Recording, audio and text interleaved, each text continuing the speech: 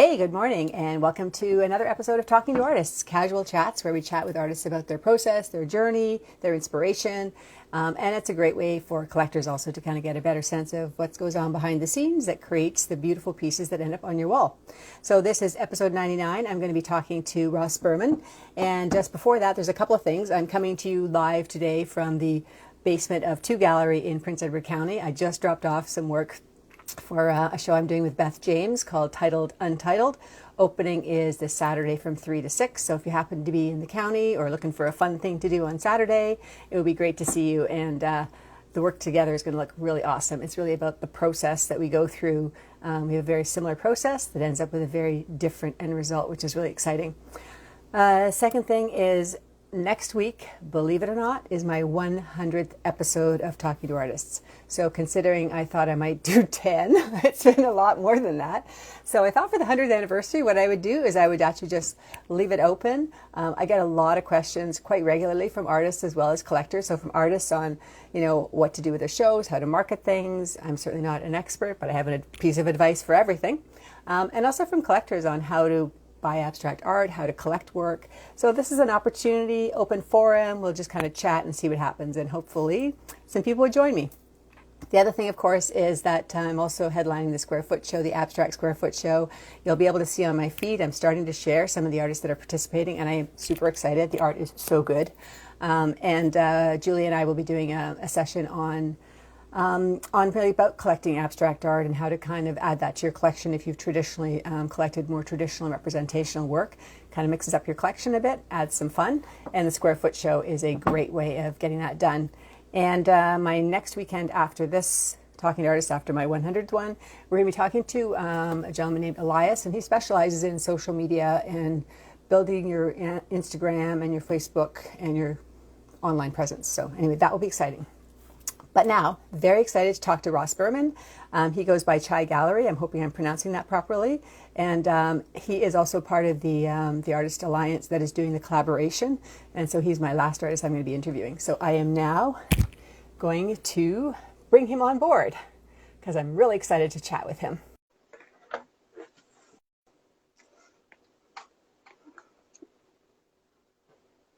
Hopefully I didn't screw it up. Hello. Hi, Case. Hi. Can you How hear? are you? I'm good. How are you doing? Oh, I can hear you very well. Yes, Oh, good. perfect. Good. Thank you. Thank you for having me on. This is so exciting. Well, I'm really excited. It's interesting because I always do a little bit of research. I love these conversations to be very organic, but I like to have a bit of a sense of kind of the direction of where we're going to go. And I just really love your story. So I would love you to talk about not only how you started painting, but how it sounds like your painting really allowed you to connect with your Judaism and kind of how you embrace that in your own life and then also share that with others. I'm assuming people that are Jewish as well as non-Jewish. So I would love to kind of hear a bit about that story. Oh, thank you. Yeah. Well, so I was born Jewish and I was born an artist. And sometimes I found that they were incompatible. Like somehow along the way, I got this idea that maybe it was from reading too many books. That's quite possible. That's usually not a bad thing. Usually not, but that there was this idea, not to create graven images or something like that. And I kept wondering, like, well, what is that about? And part of my journey has been an ethical one. So when I started, when I was a kid, I would just draw whatever. And then when I became, I majored in illustration in college. And that was okay, but I found it kind of stultifying and I didn't really enjoy the process so much, just in the way that I needed. I'm assuming this is illustration for commercial purposes For versus commercial just purposes. I want to draw and Right. have a sketchbook and be an illustrator. Right, to do, advertising illustration. And I kind of veered towards editorial illustration in that it means that in response to the written word. So my ethical dilemma was, did I really want to just create more junk in the world by selling stuff? I would do newspaper illustrations or magazine illustrations, and then those illustrations would get thrown away.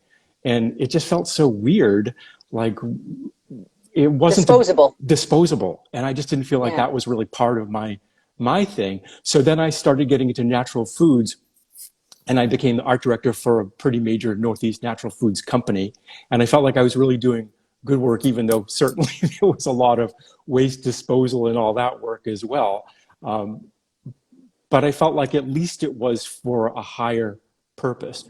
So to go back to that idea of creating in the image of God, my misunderstanding really is that we are in the image of God, in that we're all created to be creative. This is by our very nature, we're all, if we don't call ourselves artists, we all have that capacity, and we all have the ability to move creatively through our lives.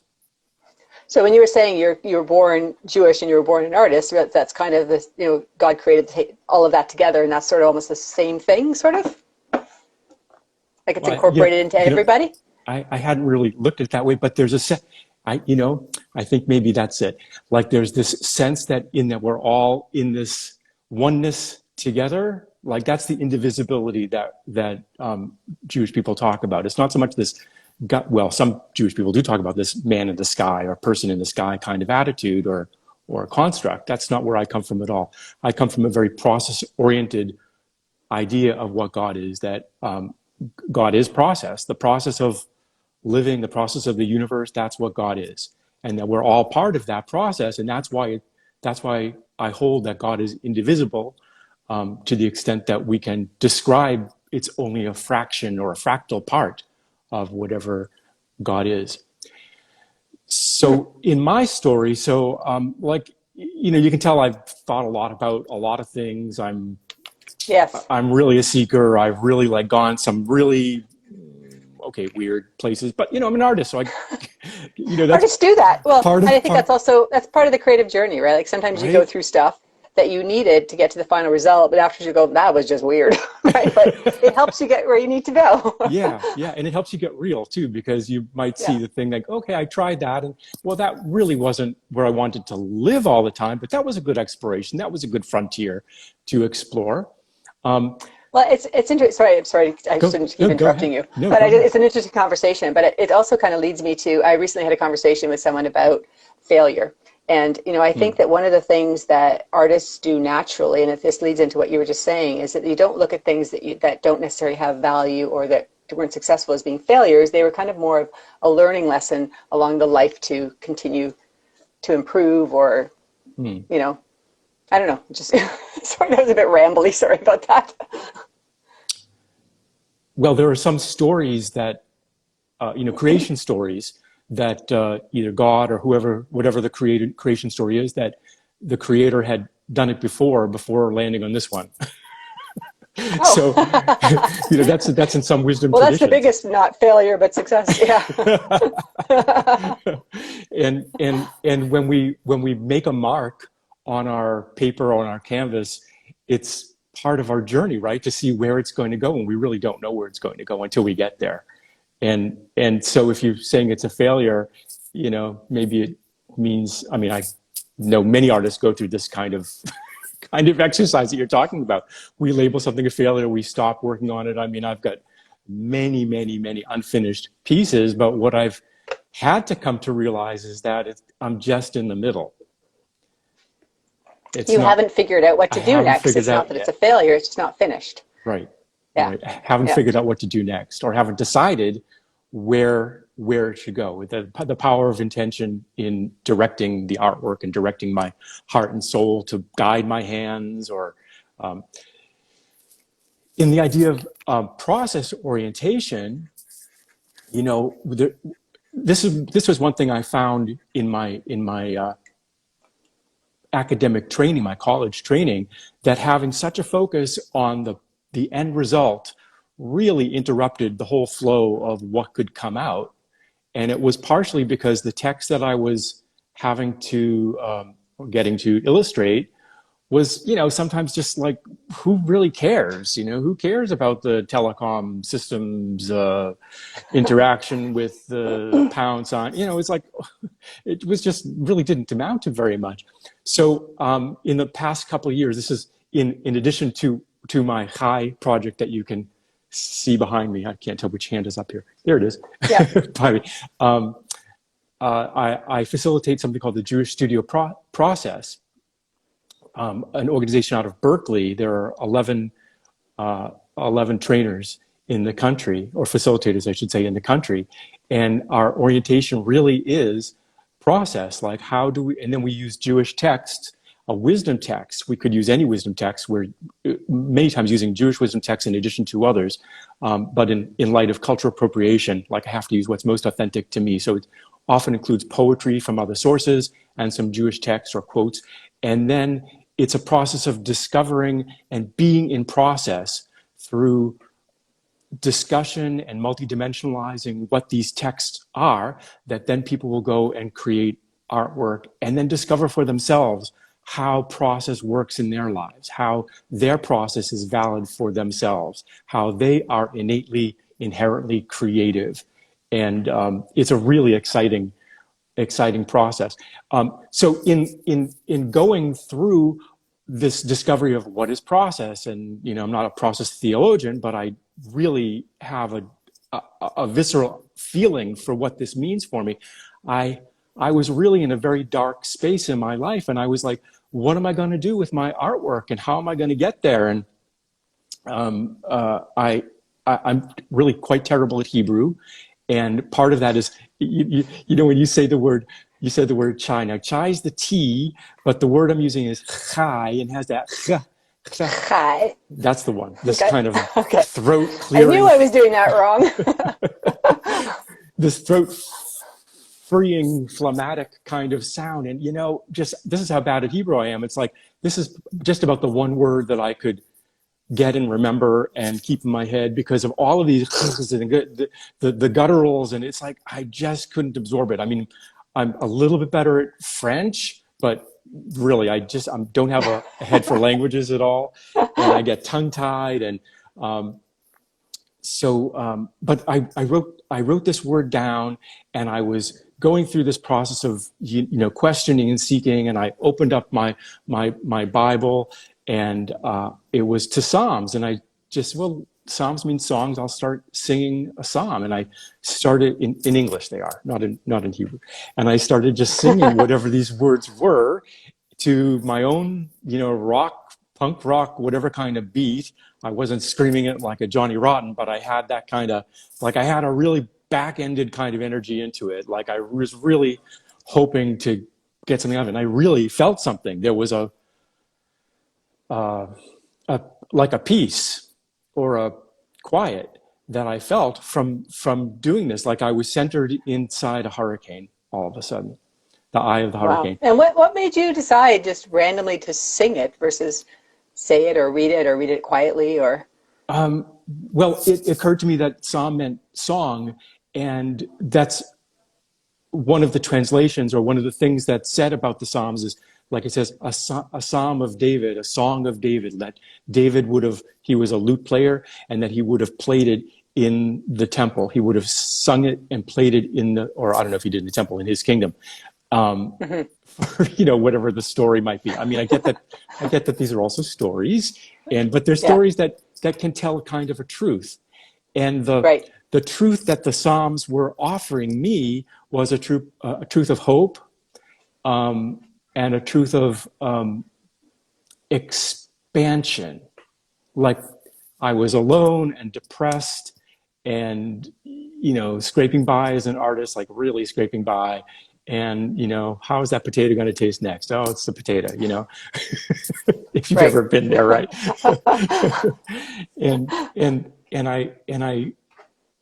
I guess it was like maybe it was this feeling of like, how can I bring more life into these words? Maybe that's where the singing came from, because it wasn't just about them being black and white on the page all of a sudden. It was like, how can I affect the words, and in what way would I affect the words? And maybe have people see the words differently based on how you're interpreting them through your art.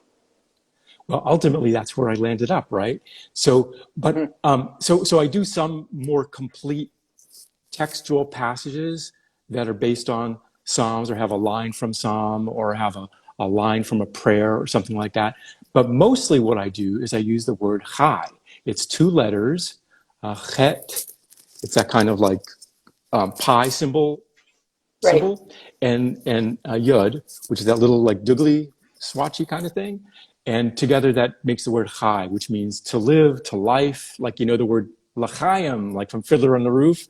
And so what I realized is that everything that I was reading in the text was really about life and making life better. And that this orientation towards God was all about life and how to live life and what God is telling you about life, and some of which I want to do and some of which I don't want to do, just like everything else, right? Like there are lots of laws and we try and hold them up as best we can. We get a driver's license, but some people don't, right?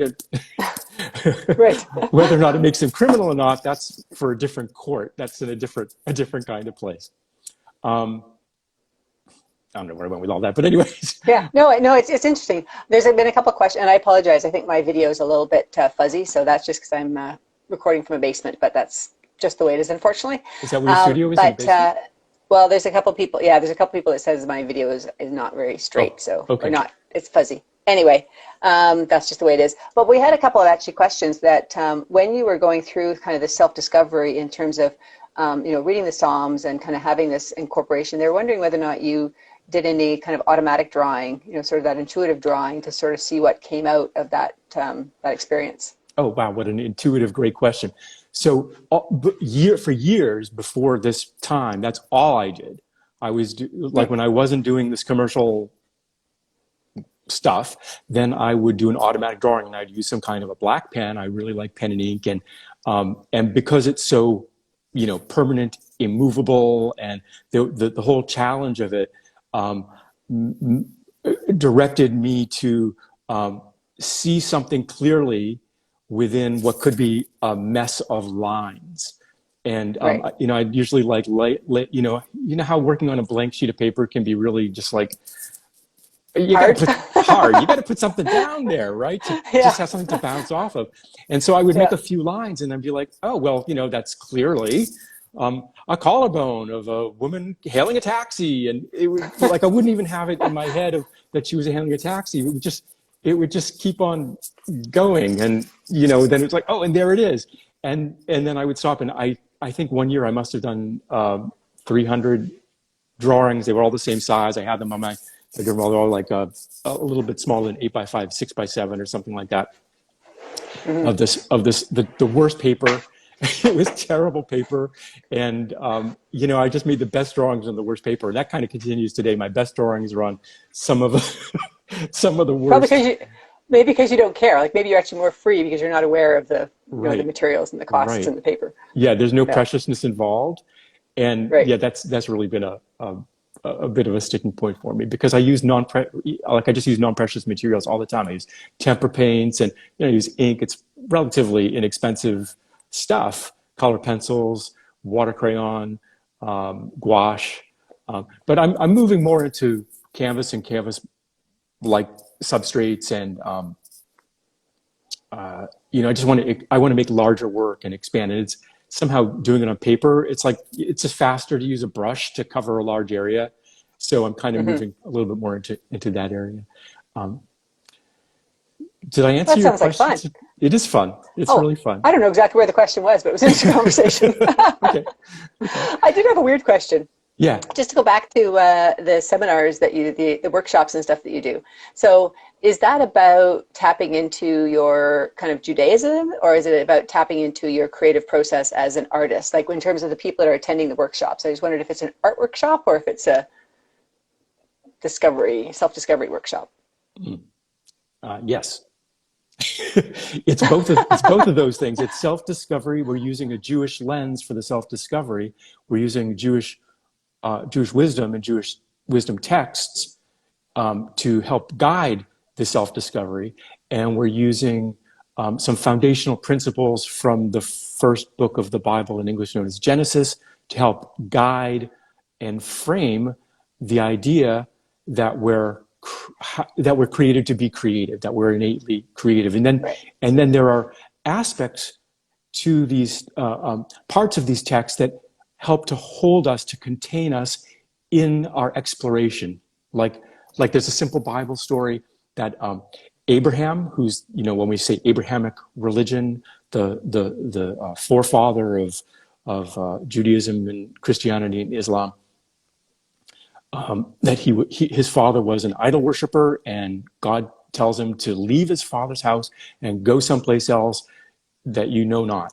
So it's the idea is journey into the unknown, and right. that's one of the foundational core ideas that we talk about when we're introducing the process, pretty much in every single session, because isn't that what we're doing? We're journeying into this unknown. We have no idea where we're going to go with our artwork.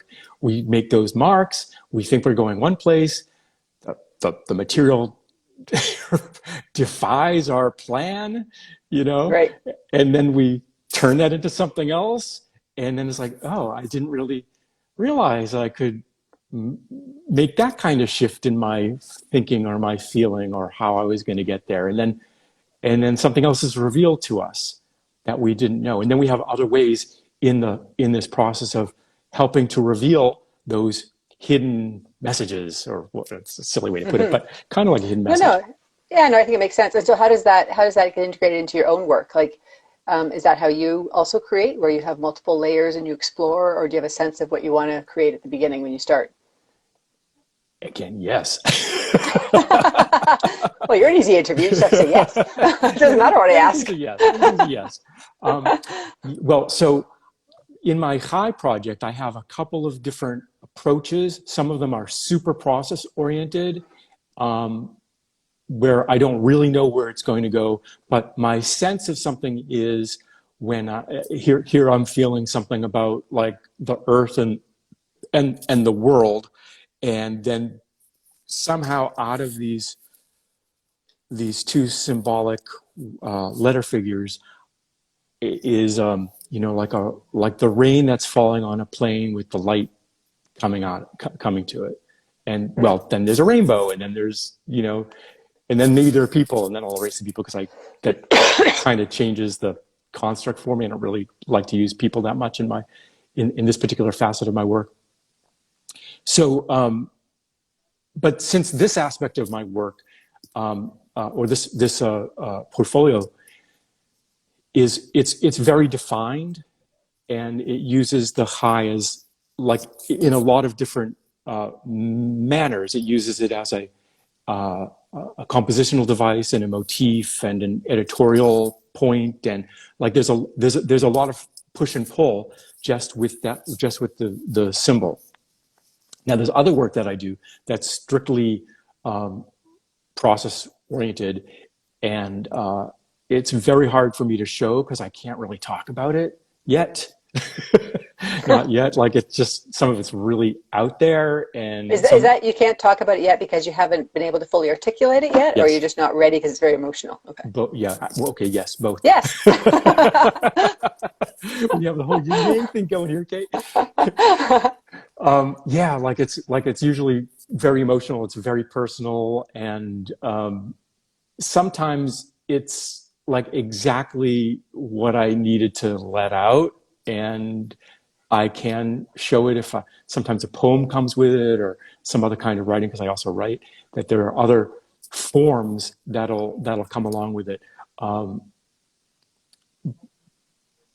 Yeah, they're very expressionistic, and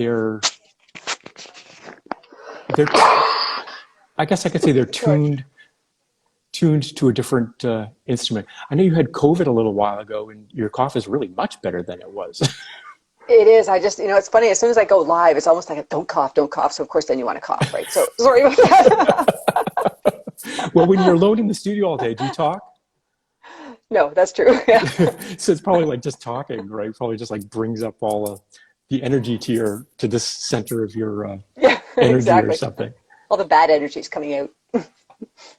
I think it's good energy, but I've seen your work, and I've watched this show of yours, and you're really doing great stuff. Well, thank you. Thanks. You can see Beth James at the back, and she's actually moving her work in because we're doing a duo show together at the gallery. Oh, how cool! How cool! Yeah, it's pretty fun. Yeah. Oh yeah, and it's interesting because both of us are quite process artists as well, and so this whole show is really about talking about the process and talking about the energy and the mindset you're in when you actually are creating the work, and that's a really big part of the end result, which is almost in some ways more important than the end result, is the kind of process and the emotional kind of journey of getting there. The process and the emotional journey of getting there. Right on. Beautifully stated. Yeah. I saw this beautiful one you hung up on the deck of your cottage. It's got like all this pink and these really amazing colors coming from, it looks like from the bottom. They're just like, it's this energetic rise. And I just imagine what that was like to bring that forward out of yourself. And it felt so good. Did it feel really good to paint it too? Oh yeah, it was really fun. I mean, partially because it's, I find pink is a really fun, positive, energetic, strong color without being the aggressive colors of red. And then I've also just was using really fat paint. So it's very textural and it's very kind of fat, and it was very satisfying to kind of put it down. So that's actually was one of the pieces for the show that we're hanging today. So I'm pretty excited about that, to see it all coming together. So when you start, like, did you start with the idea you're going to use pink, or did it just sort of come to you as you were moving into it, or like what kind of intention did you have to go into it? So for me, I actually stain my wood grain, and so the wood grain kind of is a bit of unpredictability that kind of helps me to figure out what I'm going to cover and what I'm going to kind of retain. And so I do definitely think of color. So I kind of decided, I think I've done enough blues, and I had just finished this orange one, and I just kind of love orange and pink together. So I kind of did the pink. I thought would be a good partner for it. But that's probably where the most intention is, because it's kind of looking at the grain, figuring out what I want to cover, figuring out how I can really celebrate it and not hide it. Oh, that is so cool. So that's practically one of your intentions, is to celebrate what you're doing, to celebrate the color. And oh, wow, what a great intention for it. So it's fun. Keeps me happy. Yeah. Oh, great. You do work that keeps you happy. I mean, I can really see that celebrating the color would be the best intention for doing an abstract thing. I mean, also there's grief and other kinds of things one could approach too, but the idea of celebrating, wow, I just think that's great. That's so great. And I feel there's enough catalyst for grief in the world already. So I kind of feel like I would rather really try and intentionally tap into joy and happiness and color, and really consciously try and make myself happier doing that, and also then hopefully share the happiness with the people around me, which always seems kind of naive, but it's sort of interesting that it's sort of, I think it's a good intention. I get that. I so get happy. That. Yeah. Well, because in my work, I try and talk about, I should say this, in this project of my work, what I try and talk about is, a life experience, and the greater life experience, and the meta life experience beyond that. And, it's hard to talk about it without the grief and the pain and the disappointment and the whatever. And I do find that that the stuff I won't show, or I'll censor myself. I mean, the history of the Jewish people has enough, sorrow to, there are sections in the bookstore and the library devoted to these kinds of discussions and conditions. And that's not how I want to define my Judaism. And it's not what I find in the texts as wisdom texts, that's like you, I want to define, but I never had the word celebration. I think that's what I'm thanking you for right now. Thank you for the word celebration. Because I didn't think Feel free to steal it and leverage it. It's a great word, right? It's like to celebrate whatever it is that's in front of us, and to move it in that direction, and to give it to people as a point of departure. Oh yeah, that's just wonderful. Well, we'll both work on that then. Yeah, we'll both work on that. So now there's another kind of portfolio that I've created, where I take these two characters, the Chet and the Yod, and I turn them into cartoon. They're kind of like a cartoon character. They don't have faces, but the lines themselves will help describe what their emotions are. And so maybe their legs can maybe jump or walk, and then they're set in different kinds of situations. I call it Life of Chai. And they're set in different situations.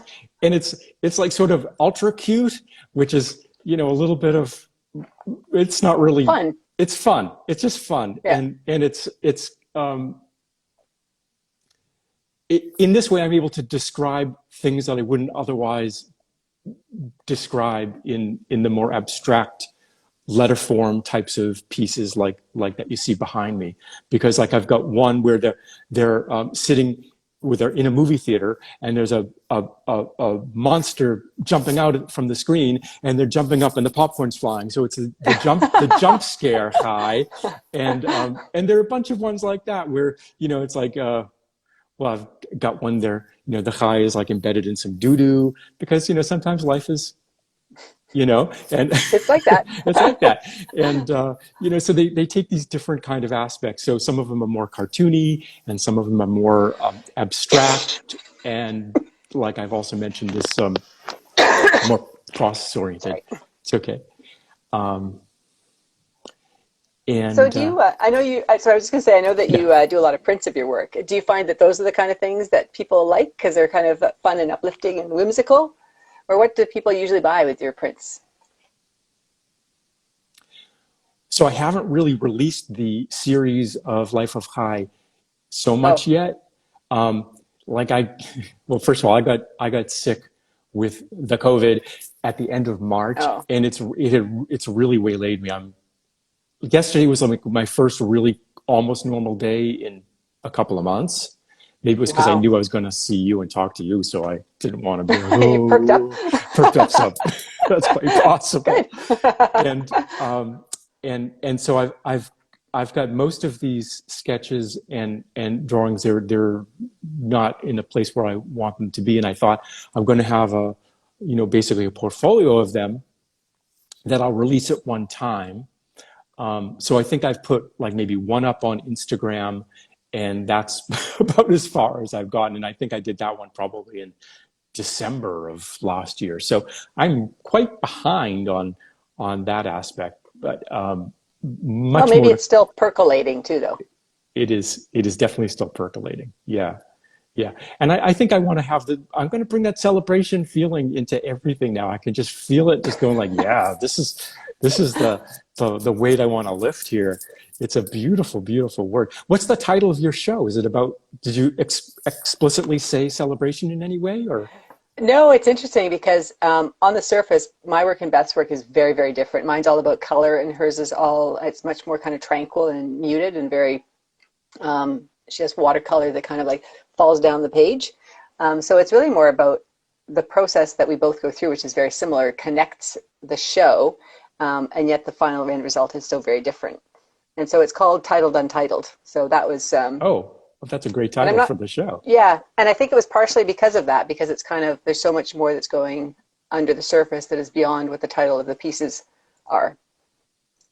And how wonderful that you were able to both identify that your process is similar and your outcomes are so different.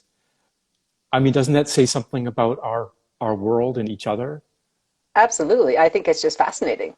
And I love that whole kind of idea of, you have to also, I think, with both of our processes, there's a certain amount of serendipity that you have to embrace. You can't control it. You have to just kind of go with it. And then as an artist, kind of go, okay, wasn't what I was expecting. Where am I going next with it? And how am I going to kind of create something beautiful out of something that was not fully intentional? I didn't have full control over.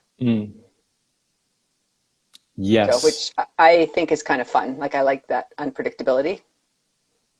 And you're externalizing it so much, right? It's not just the unpredictability, the chaos and the void, as we say, there's this idea that God created the world out of the chaos and the void, hovered above the chaos and the void to create it. But you're like lifting it up and putting it out there, and then manipulating the materials to make it happen. And I wish I was in Toronto so I could come to your show. I know. Whereabouts are you? I don't even know where you're located at. I'm in Los Angeles. Oh, cool. Okay. Yeah. Well, maybe I'll do a show day one there, and we'll kind of connect for coffee or drinks or martinis or something. Oh, yeah. Yeah, I know. I'm really excited about the show. I think it's going to be really, really great, and it's nice to actually be able to do an opening and have wine and talk to people about the vision. It's very different when you have to kind of do it internally. But I think that the whole embracing kind of chaos to a certain degree too allows you to have a little bit of an understanding that you can't control everything, and you have to accept you have to accept things as they are sometimes, and you have to then just kind of continue to move on. And I think that's been a hard but healthy lesson to kind of learn during COVID too, when so many Oh things are out yeah. of your control. Oh yeah. Yeah. That really describes so much of an artistic process, or like any kind of process. You're stuck in traffic, right? You want to have the creative experience of being okay.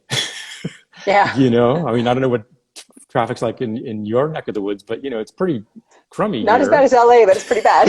Yeah, And to bring out our best selves is to embrace the embrace that part that's out of our control, and like kind of be at peace with it in some kind of way. I think maybe that's what's called mindfulness in some circles, that we can be mindful of what's happening without taking it personally, without making without judging it as something bad.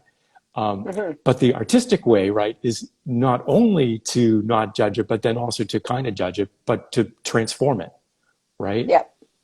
That we And can. to look at the positive of things. I mean, with every change and with everything, I mean, there's not always positives that come out of everything, but there is often positives that people don't focus on. Like you were just saying before, when you talk about kind of the Jewish text, so much of it is about the negativity and the Holocaust and things that have to be remembered. No one's saying they don't, but when that becomes the thing that defines it, it becomes really depressing and it's hard, right? And there's Very so many hard. positive things and good things about everything that I think sometimes it's more difficult sometimes to look for that stuff and to really bring it to the forefront and allow it to shine. Right on, right on. So, this is also part of my story. When I got to the idea that I wanted to work on Chai, it wasn't that I got the idea that I wanted to work on it, that I saw the letter, the symbol, and I saw what it could mean, the potential within this very, very tiny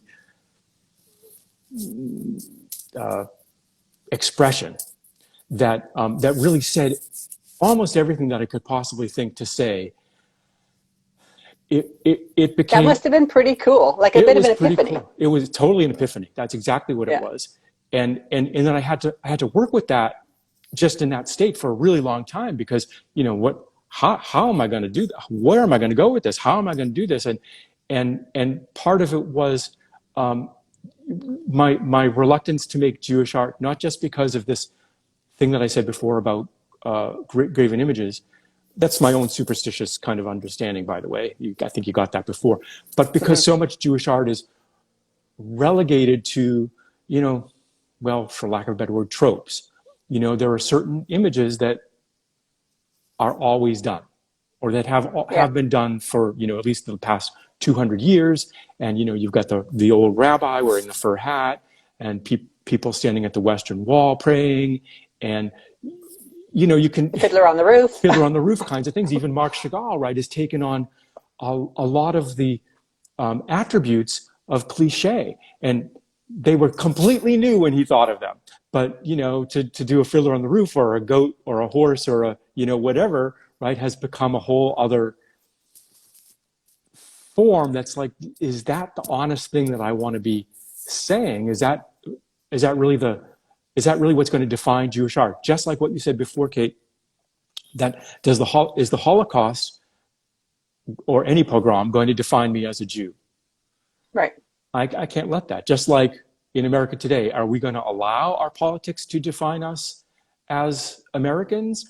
Or see, our view of Canada is that it's really wonderful and enlightened. But I think that Canada has many We of have our own this, set of issues as the well. same Yeah. the same situations. There's definitely white supremacy, and although you don't have the kind of gun violence that we see here, you've got a lot of people who are committed to having their guns. And I honestly don't know what's behind. I swear I wasn't going to talk about any of this.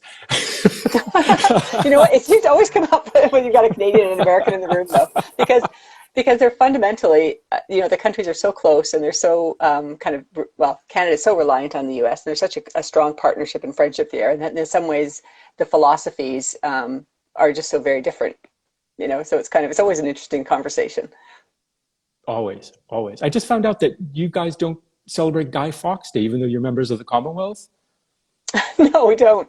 No, what was it? November 5th, I think, right? I think it's the 9th, November 9th, maybe. Right? Remember the 5th of November, 9th of November? I don't remember. Oh, I don't remember No, either. it's terrible. So I thought that was kind of interesting. So what you've got Canadian Independence Day, and you've got Oh, so we have Canada Day, which was Canada July Day, 1st. July So we kind 1st. of, you always get July 1st, July 4th, are almost on the same weekend. So that's kind of a big celebration. Um, so my daughter was going to school in the U.S., so that was kind of nice because she got the extended holiday. And then we have like Victoria Day is probably the other one that's very, which is May 24. May Around 24th. for yeah, Victoria. So it was around Victoria's birthday, Queen Victoria. Oh, and So what did she do especially for Canada that she didn't do for the rest of the Commonwealth? nothing. I think it was just a celebration of her, I don't know. And in some cases that weekend has changed. Like, and so some provinces have shifted from it being Victoria Day to, I don't know, I can't remember what they've shifted it to in other words, but that shift is happening too as people are kind of getting less and less away from the Commonwealth and connecting to Britain. But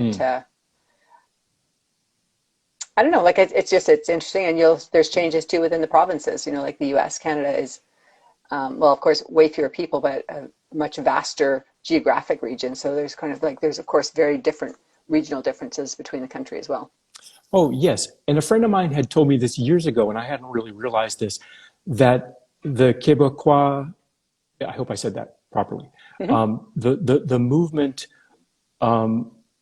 for French-speaking Canadian was in part the drive that's like it's kind of the politically correct, like part of the core of politically correct, multicultural, not politically correct, multicultural movements, and that it really helped to consolidate and solidify how Canada started to view other cultures within the borders of Canada and First Nations. And I don't know if that's altogether true. I probably should read more history. Yeah, no, But I think some of it's true. I mean, I think we still have a long way to go. There's awful lot of atrocities that have happened, especially against the Indigenous peoples, which we're, as all countries are right now, really trying to reconcile and kind of work through, I think.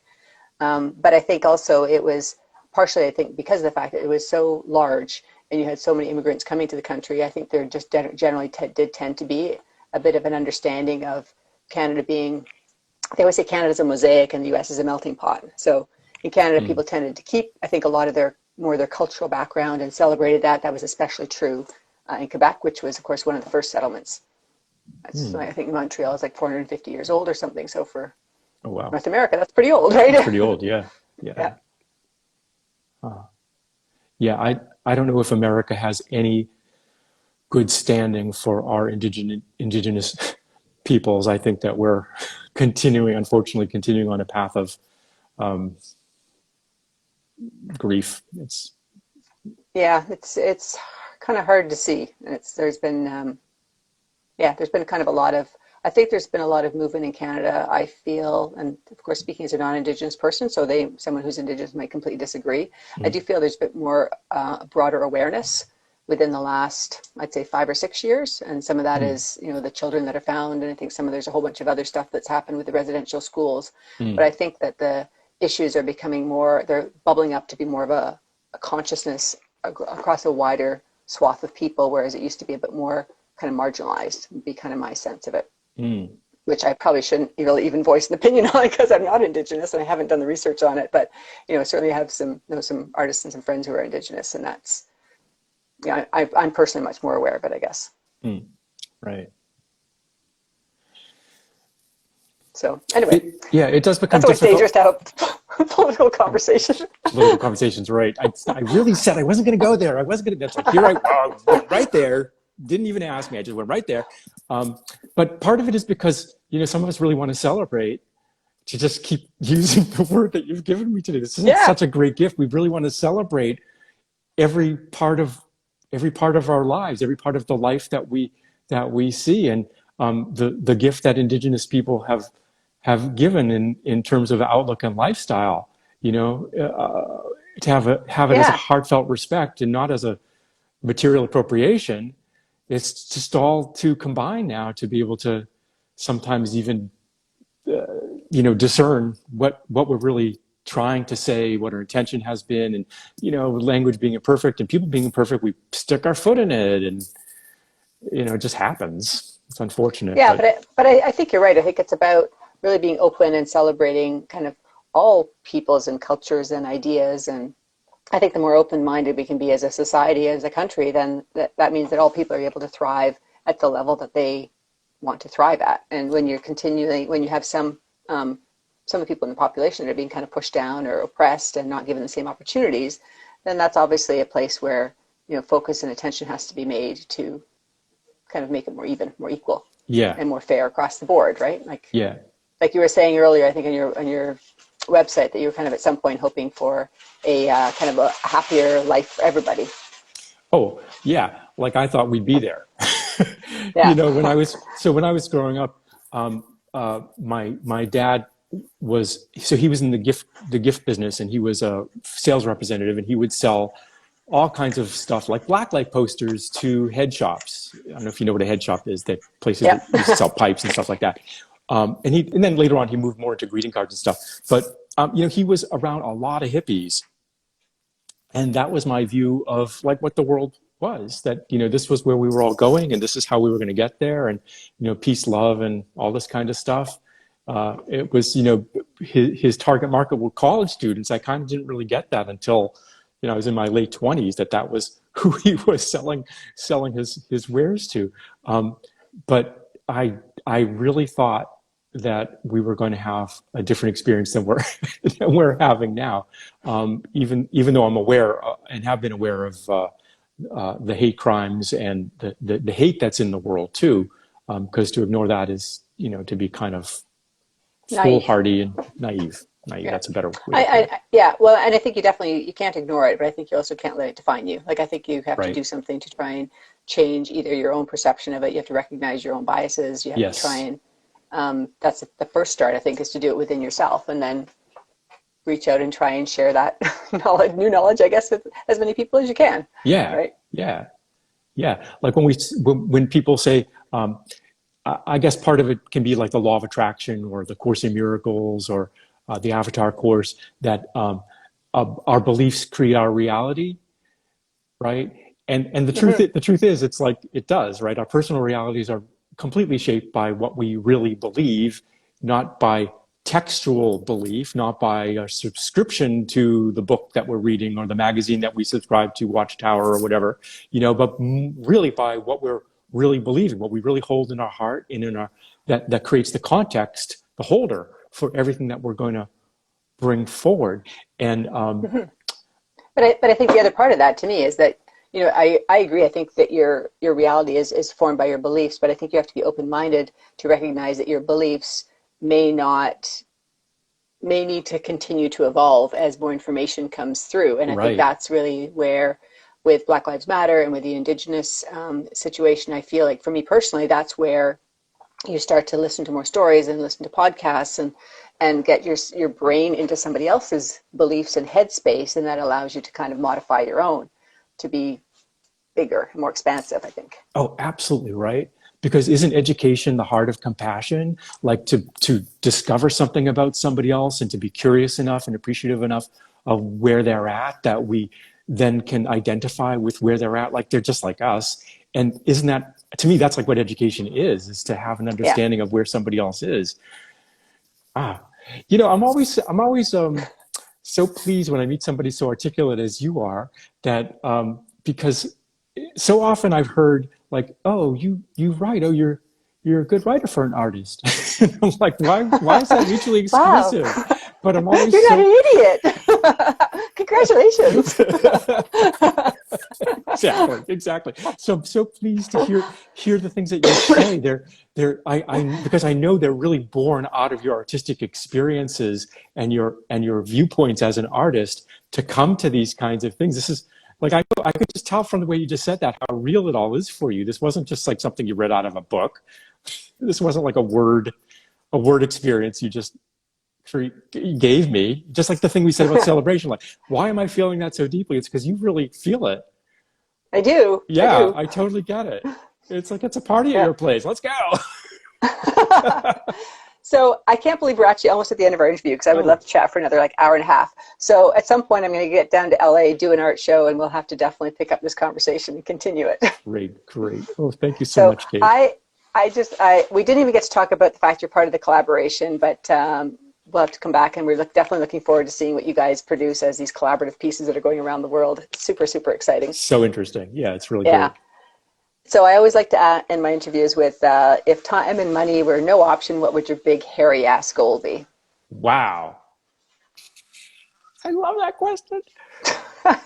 And so even though I've heard you ask the other artists this question, it's like to hear it It still took you by surprise? me, it's like, oh wow, yeah.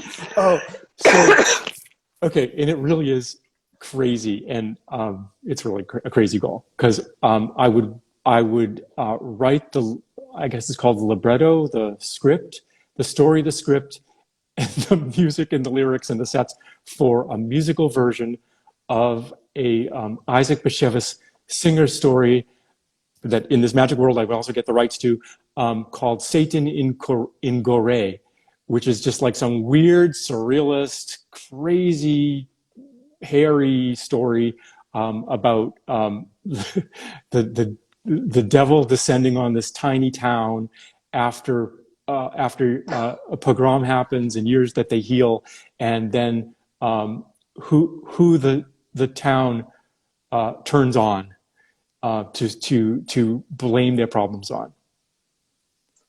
Wow, that's a really cool and interesting hairy ass goal, I have to say. It's hairy ass, man. I have like tiny sketches that I do. I read the thing and I do tiny sketches. This is where my illustration training kind of comes in a little handy. Well, maybe that's your collection after your Life of Pi. It could be. It could be. I've done a couple process pieces on it, and they are definitely weird. So could be.